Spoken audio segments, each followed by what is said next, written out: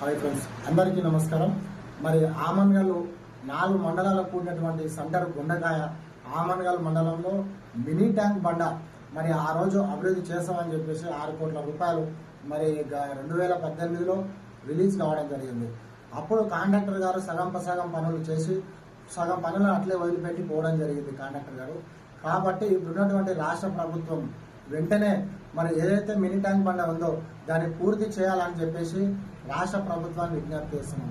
దానికి కావాల్సిన CC road కూడా నిర్మాణం చేయాలని చెప్పి రాష్ట్ర ప్రభుత్వాన్ని విజ్ఞప్తి చేస్తున్నాం.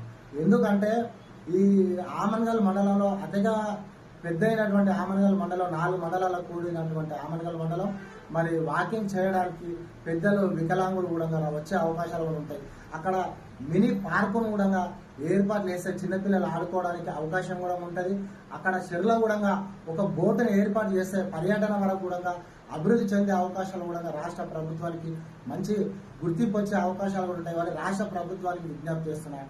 చుట్టుముట్టు కూడా మూగ జీవాలు కానీ మనుషులు కానీ పెద్ద చెరువు పెద్దగా సూర్య సముద్రం పెద్దది కాబట్టి వాళ్ళకి వచ్చి మరి కాలు జారి పడే అవకాశాలు కూడా ఉంటాయి.